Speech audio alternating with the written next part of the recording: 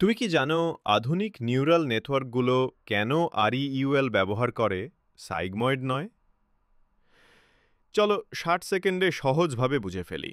আগে সিগময়েড ছিল একদম জনপ্রিয়। ইনপুট যত বড়ই হোক না কেন, এটা আউটপুটকে 0 থেকে 1 এর মধ্যে রাখে। শুনতে বেশ স্মার্ট মনে হয়, তাই না? হুম, কিন্তু একটা সমস্যা আছে। ইনপুট খুব বড় বা খুব ছোট হলে গ্রেডিয়েন্ট প্রায় 0 হয়ে যায়। ফলাফল তোমার মডেল শেখাই বন্ধ করে দেয়, কারণ ওয়েটগুলো আপডেটই হয় না।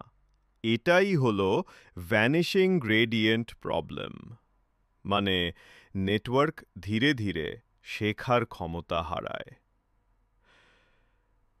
এবার আসে আমাদের হিরো, ReLU।